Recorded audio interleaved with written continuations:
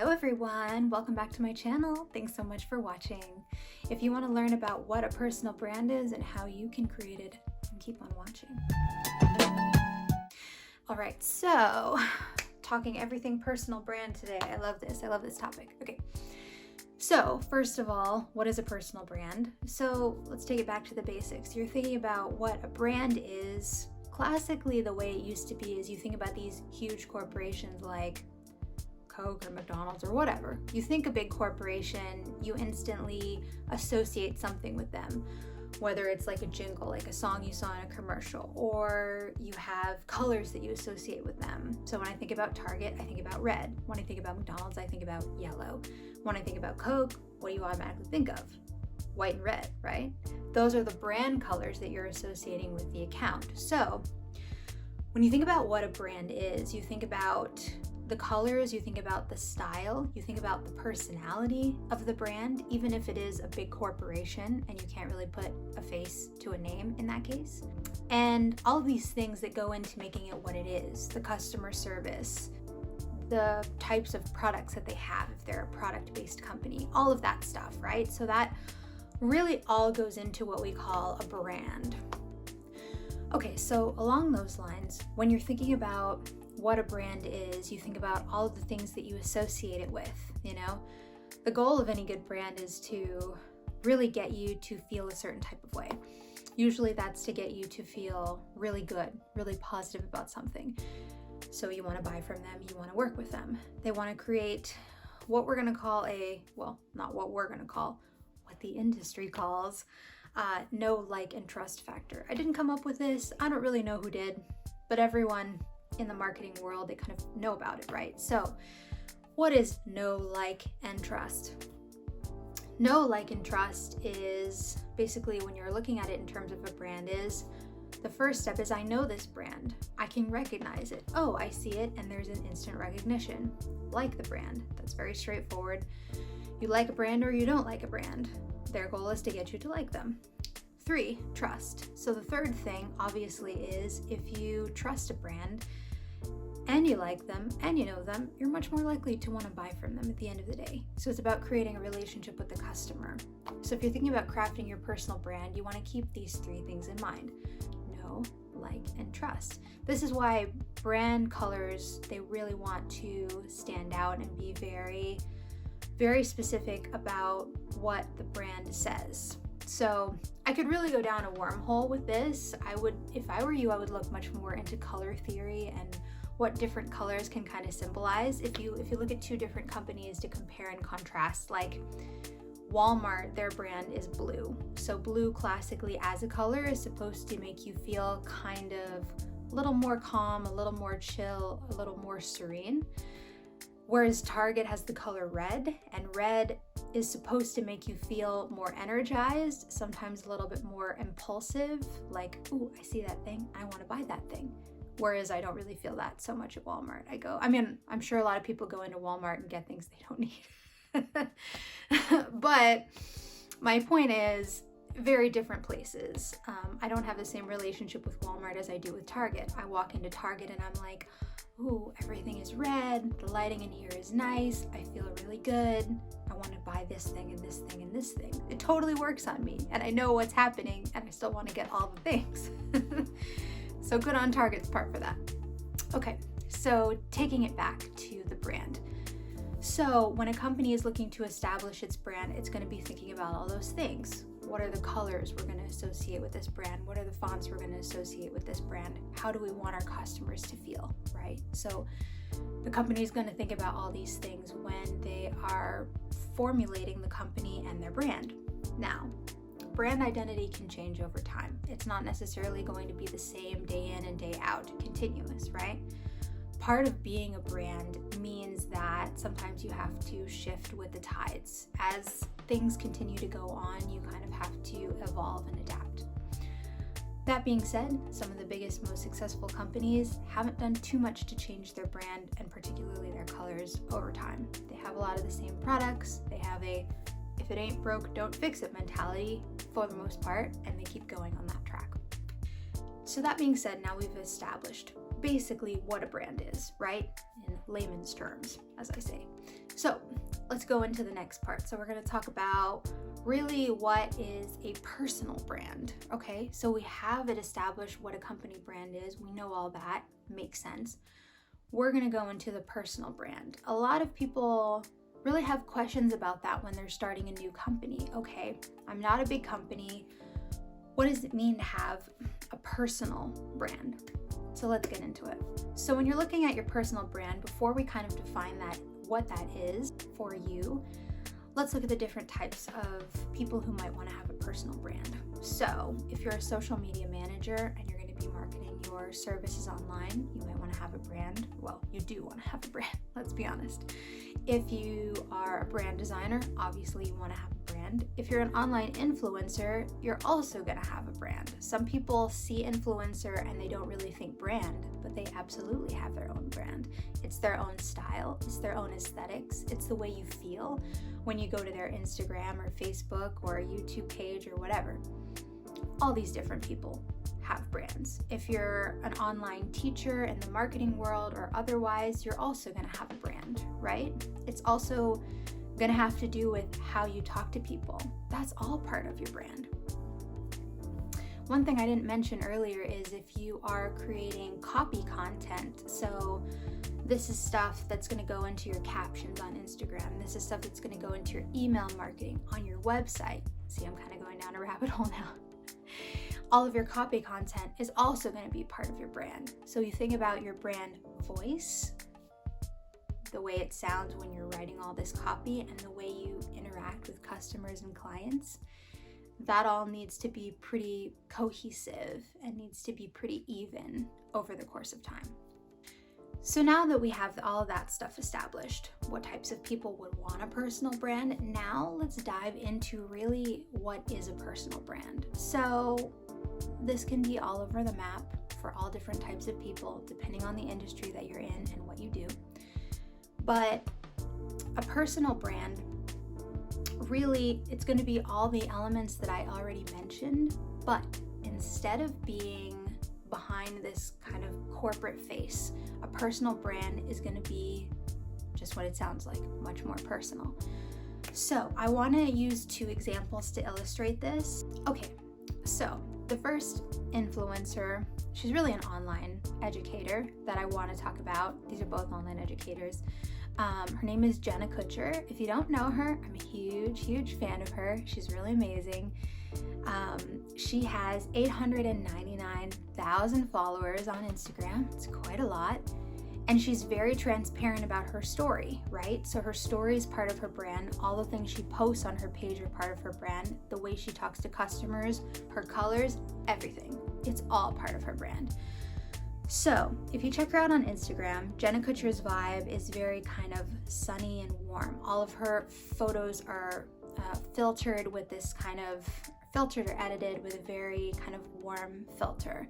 So you kind of feel like at home, very cozy. That's kind of the vibe that she has. She really likes the warmth. And you'll see that reflected in a lot of her copy content as well. She's a very like sunshiny, down to earth, sweet, kind of goofy, kind of very straightforward. Like the way she talks to you, it makes it seem like you're sitting across the table from her and she's a good friend of yours and you're having a cup of coffee. It's very intentional in the way she does it, and I think it's awesome. So if you go to her page and see that, she shares a lot of stuff with her family life. Like she loves her husband a lot. They have a kid now. She shares photographs about that, about motherhood. She's very candid about that. She came from a corporate job. She picked up a camera for like $200 on Craigslist or something and decided to become a photographer. And then from being a photographer, she transitioned into the online space, educating entrepreneurs, particularly female entrepreneurs, and she has a really successful podcast and everything like that. This is all part of her personal brand. Oh, and mac and cheese. I forgot to mention that. Every episode you listen to of her podcast, which you should listen to if you want to know about marketing, it's called the Goal Digger Podcast. Yeah, every episode talks about mac and cheese, as far as I know. Anyway, you can tell I love her. Go check her out. She's a really great case study to really observe kind of what her personal brand is all about. And I think when you're starting out your Instagram, Facebook page, your website, whatever, your personal brand, I think it should be 50% business education, and it should be 50% all about you and your personal life. Now, it is a tough line between trying to figure out what you want to share and what you don't want to share, because you don't want to overshare and people be like, oh, why are you posting that? Obviously, I think that's always a concern that people have when they're posting to a business account but using their personal brand. One other thing I want to mention is your personal brand is when you're going to be the face of the company, right? So it's really going to be all about you. Or maybe your personal brand is actually two people. There's this company called the Bucket List Bombshells, and they teach women how to make a living as a digital nomad by utilizing online skills so they can travel around the world. So they have a really cool company as well. But the face of their personal brand are Cassie and Shay, and they are two different people. And so it focuses on both of them as dual people in a personal brand, but you kind of see things through their lens. They have a very different vibe than Jenna Kutcher does. They kind of, if you look at their photos, they have kind of more of a tropical vibe. You're going to be seeing a lot more greens. You're going to be seeing you're going to see some sunny tones, but also some cool tones as well. They're going to be posting from being on the road and things centered around having a digital nomad life. So it's just a very, very different type of brand with awareness and recognition. And Bucket List Bombshells have 50.3 thousand followers as of this moment when I'm making this video. So they have a huge following as well, but they have a very different message than Jenna Kutcher does. These are both people educating people in the online space, but they just brand completely differently. So Bucket List Bombshells are a great case study, number 2 for you, that I highly recommend to check out. All right, so the number 3 case study that I'm gonna talk to you about, her name is Madison Tender. I just discovered her this year, just following on Instagram, and she is an online educator as well. She educates a lot of entrepreneurs in how to get visible online and grow their following. So she has a lot of, master classes, mini trainings, and all that great stuff that she does. And she has a really very down-to-earth personality as well, super personable. She also has her own podcast. It's called Soulful Social, so I highly recommend checking it out. It's really good, packed with a lot of great info. But her personal brand, when you go to her page right away, you're gonna immediately recognize very distinctive brand colors. So she has pinks and reds and blues. Those are the top 3 colors that you're gonna see on her page. And she also has a really pretty, very bright aesthetic. She looks really put together in a lot of her photos, but she also likes to show off a little bit more of a down-to-earth side by posting some selfies without makeup, with her hair up in a bun, the way a lot of us look when we're entrepreneurs working from home. And part of her personal brand is she loves wine, so she mentions that on her page a lot. She likes to wind down with a glass of wine at the end of the day. She talks about that on her podcast as well. So the things she talks about in her brand, that's going to attract those types of people, right? So the people who are pretty down to earth, who love pink and red the way she does, who want to learn about marketing, who love to chill out with a glass of red wine at the end of the day, as a lot of us do. And so, it's a really effective brand strategy, but it's not just a brand strategy. Strategy sounds like something that's very fabricated. Strategy, let's break down that word a little bit here. So strategy should be intentional. When you're creating your personal brand, you should have intention behind it. But I also want you to think about things in terms of your real personality and letting that shine through, right? So, for example, for me on my Instagram page, my brand strategy, quote unquote, it kind of evolved as an organic thing all on its own. What do I love? I love cats. I love being cozy. I love being an introvert. So I'm always posting introvert memes. If you like those and you like cat content, you should definitely go follow me on Instagram, radhamaharlika.co. Anyway, I love posting that stuff on there, and I like to post, having a cup of decaf coffee in the morning and being cozy. I like to talk about rainy days, and I love to read. So I like to talk about business books that I read, and I like to motivate people to start their own businesses and to scale their own businesses and let their personality shine online.